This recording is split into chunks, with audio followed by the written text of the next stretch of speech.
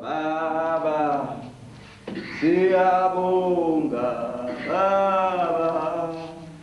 I don't know what to say about Mzwandile other than he died as he lived, to a large extent unnoticed.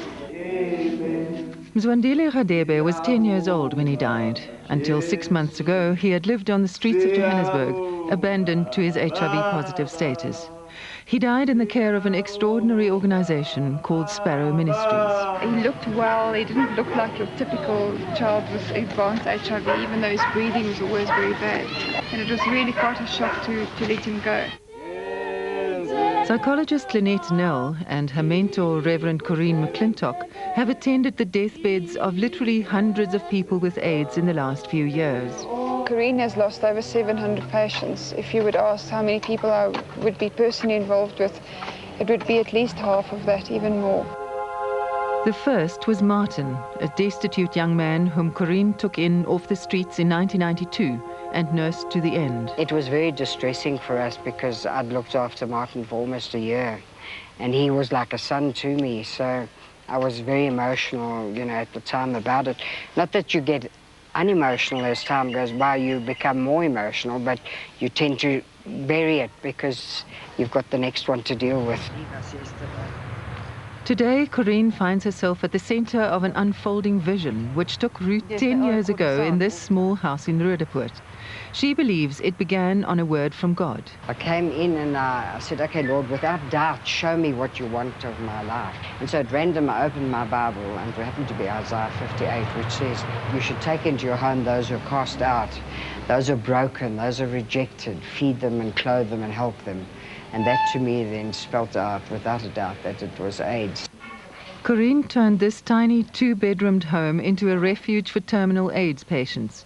She used the lounge as a bedroom, converted the veranda to a dining room, and opened her doors to the destitute. Because the dining room was too small, and we used to sit here and enjoy the day, and we put our one patient out here on a treadle bicycle, these little standing things, and say to him, okay, Martin, now you tell us where you are on the lake. And then he'd say, I'm there, and I'm there, and I'm there. So how many people did you end up with here? Here, only 3. Soon more young men came knocking at her door, so she moved to a bigger home that became known as Sparrow's Nest. Yeah, the other little house could actually fit into this whole area. In its first stages, Sparrow's Nest was primarily a home for HIV-positive gay men, pariahs of the time. Corinne worked as a professional nurse by day and tended her people by night. She was mother, doctor, mentor for these outcasts. This room here we had for the person who was dying, and they could still communicate and interact with people that were there and wouldn't feel so alone. But we eventually changed that because we found they were terribly fearful of this room. Once they came in here, they knew that, you know, their days were really numbered.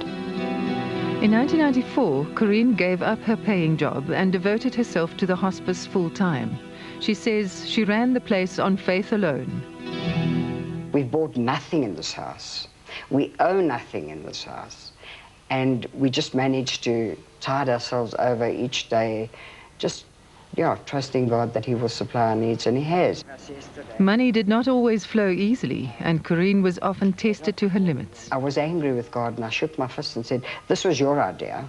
Now I'm going to pay the water and lights because it's winter. You see to the food. And off I went.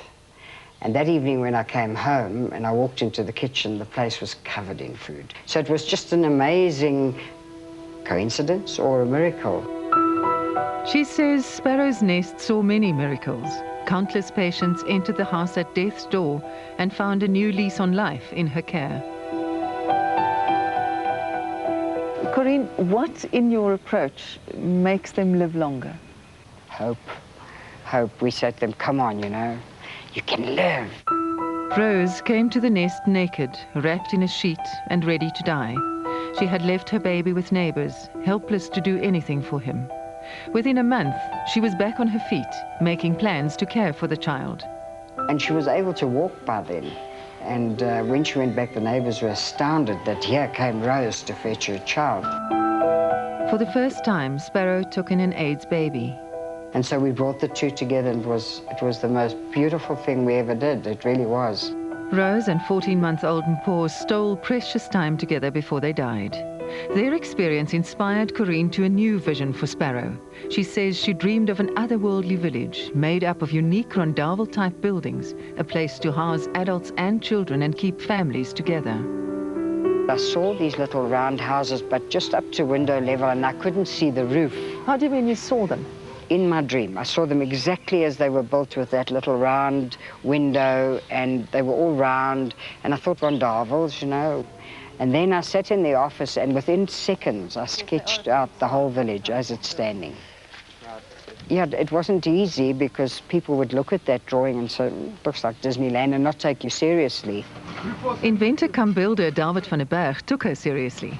For years, he had been designing houses as Corinne had seen. While her vision stopped short at window height, David gave her a unique roof structure to complete the picture. Maar wat vir my so fascinating was, dat dit 'n nurse moes gewees het wat die potensiaal gesien het om haar geld te sê ek soek dit. 'n Nurse. Al die ingenieurs kon dit nie sien nie. The dome-like roof, built from bricks alone over an inflated balloon, was the unexpected answer. David's domes are quick to construct, cost-effective and dust-free, a major plus for people living with TB. He came along with his first balloon and inflated it, and it was like, wow. We couldn't believe it. We just were so overwhelmed by the whole thing and how quickly it went up. David and Corinne joined forces to get the project off the ground. It took 2 years to find land and raise the first few millions. Glo jy dat jy moes hier uitgekom het, dat dit bestem was? Ja, is alles spiritual. Jy weet net die manier wat alles hier gebeur het. Jy het ons hier begin met 2 miljoen rand. Ons kan nou begin om die paaie en die stormwater en goed te doen, maar dan is er nog niks geld mee. Dit is te min om dit mee te doen. Toe besluit ek, kom ons doen dit nou 'n bietjie onkonvensioneel. Ons begin sommer net bou. And so we came home, we signed the contract, and David started to build in July.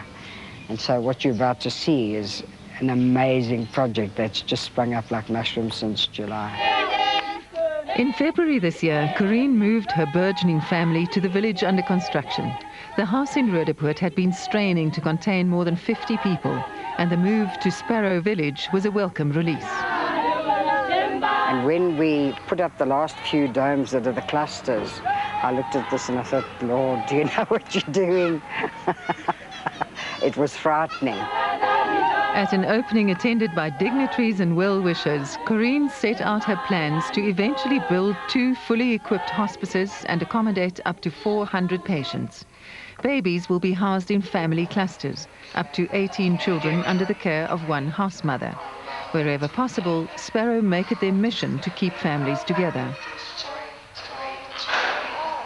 28-year-old Primrose is in the advanced stages of AIDS. The highlights of her day are the few minutes she manages with her feisty son, Melusi. Look how fat you are and you ate your mommy's food, huh? Corinne and psychologist Lynette Nell do all they can to make Primrose comfortable and prepare her for the inevitable. Water, and then I'm going to get just water. From the start, I saw my role as being with a person when they die. It must be such a lonely space if there's no one with you. You see, with patients, often when they die, they would touch their face, even if they're in a coma, and that would, in my mind, it would just mean that they see if they're still here, they see if they're still present. Mostly, in the patients that I've witnessed, for a split second, there's a faint smile, like a flashlight, and then it's gone. So that makes it easier. Melusi is a healthy baby, and the people at Sparrow hope he may one day find another family. 8-month-old Pule and AIDS patient Melia are a newfound family.